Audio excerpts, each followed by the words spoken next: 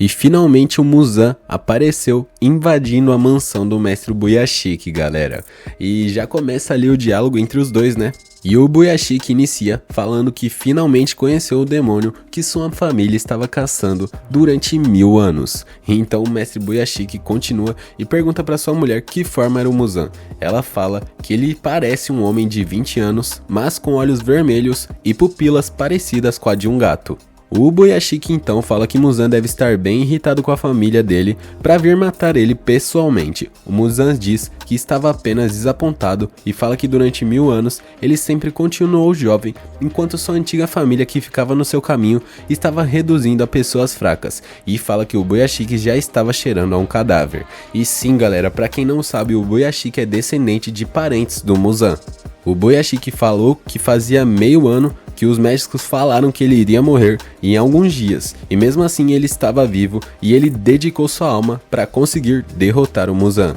O Muzan responde falando que hoje seus sonhos vão para o lixo, pois ele iria matar o mestre ali mesmo. O Buyashiki fala que eles tinham o mesmo sangue e pode ser que seu sangue seja diferente do seu, já que ele nasceu há 1000 anos. E Muzan fala que isso não o comoveu e pergunta para o mestre o que ele estava tentando fazer. O Buyashiki continua e fala que um monstro como ele, que veio de sua família, acabou fazendo sua família ser amaldiçoada e toda criança que nascia era fraca e logo morria por conta da maldição, até que um padre deu um conselho para eles. O padre fala que um demônio surgiu de sua linhagem, então eles devem dedicar sua alma para derrotá-los, e se fizerem isso, sua família não vai ser extinta. Ele continua e fala que os padres mandam esposas por gerações e seus filhos nasceram mais fortes do que antes, mas ninguém da sua família conseguiu viver mais do que os 30 anos. O Muzan então responde perguntando se essa doença atingiu o cérebro do Buyashiki, pois nada daquilo tinha importância para ele no final. Muzan continua e fala que os céus não estavam punindo apesar de milhares de humanos que ele matou, apenas punindo o Buyashiki. Ele recebeu nenhuma punição. Então o mestre fala que tinha suas próprias dúvidas sobre isso e pergunta se o Muzan tinha algum sonho. Ele fala que nesses milhares de anos que tipo de sonhos ele poderia ter, no caso o Muzan. Muzan fala que se sentia estranho e que mesmo que o líder dos caçadores de demônios estivesse bem na sua frente, ele não sentia ódio, mas na verdade uma estranha nostalgia. Ele olha para o lado então e vê duas crianças brincando no quintal, e o Muzan percebe que não tem nenhum guarda ali, apenas o Buyashiki, sua esposa e duas crianças.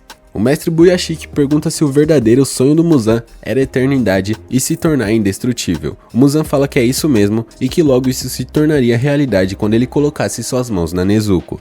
O mestre continua e fala que seu sonho não vai se tornar realidade, pois apenas pensamentos humanos duram a eternidade. O Muzan começa a ficar irritado e fala que o Buyashiki estava apenas falando idiotices, e o mestre continua e fala que apesar de não serem imortais, os caçadores de demônio não desapareceram por 1000 anos, e é verdade que muitas crianças morreram, mas mesmo assim, eles sobreviveram.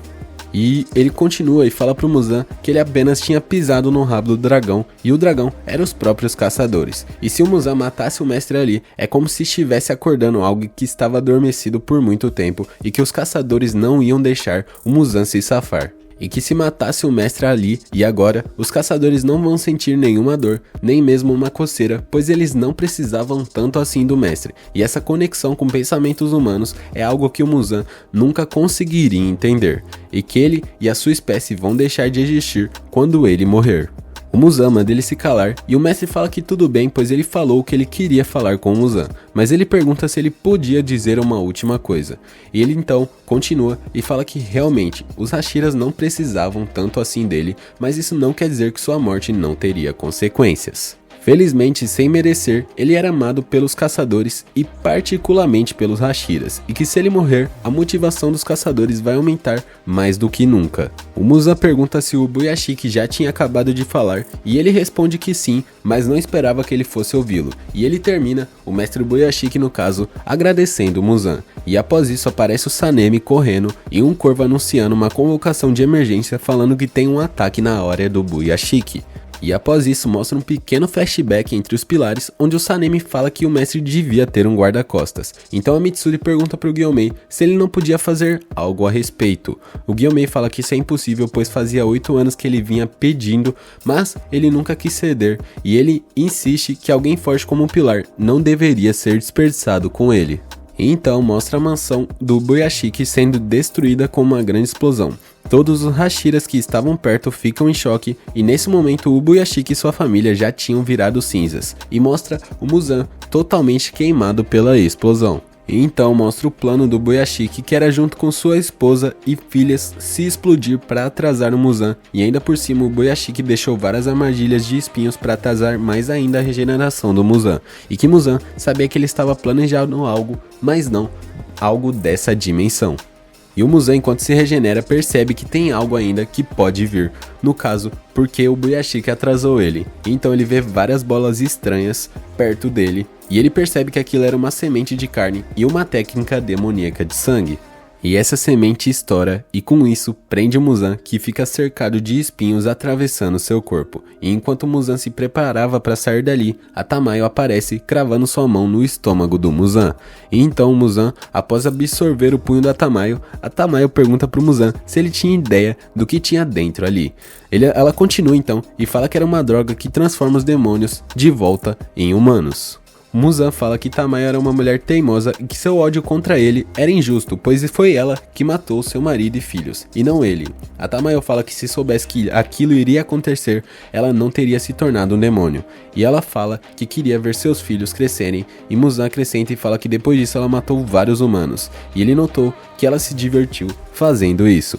Ela fala que sim, realmente matou várias pessoas, então para pagar os seus pecados, ela e o Muzan iriam morrer bem ali. E o Gyomei aparece do outro lado, indo na direção do Muzan, e na hora, Gyomei já usa sua arma Nichirin ali para atacar o Muzan e cortar sua cabeça. Nessa hora, passa um flashback de uma conversa recente do Boyashiki com o Gyomei, falando que em algum momento nos próximos 5 dias, o Muzan iria atacar e que o Gyomei deveria usar o mestre como isca. O Gyomei pergunta por que ele achava isso, e o mestre fala que era apenas instinto sem nenhuma razão. Ele fala que as outras crianças, no caso os Hashiras, não iriam aceitar o fato dele estar se usando como isca, e o Gyomei era o único que ele podia pedir isso. O Gyomei, chorando, concorda com a decisão do Boyashiki e já volta pro Gyomei falando que era realmente como o mestre Boyashiki falou, que mesmo tendo sua cabeça cortada, o Muzan não iria morrer, não importa quantas vezes cortasse. E o Boyashiki falou também que a única forma de destruir o Muzan era o sol. E Gyomei já fala ali que, julgando pelo som e velocidade que ele se regenera, ele supera de todos os demônios que ele já tinha enfrentado até agora. Então o Muzan usa os seus próprios espinhos que estavam nele para atacar o Gyomei, e o Gyomei usa sua arma para se defender desses ataques. E nesse momento o Sanemi, a Mitsuri e o Obanai estão se aproximando da área de combate. E o Gyomei já grita avisando os caçadores que aquele era o Muzan e que ele não iria morrer se cortasse a cabeça dele. A única forma de matá-lo era o sol. Nesse momento a gente vê o Sanemi e o Obanai com extremo ódio e a Mitsuri com surpresa de ver que aquele era o Muzan. Então Tomioka e Shinobu, também chegando no local, ouvem um grito do Gyomei. Tanjiro também chega gritando o nome do Muzan, demonstrando uma tremenda raiva.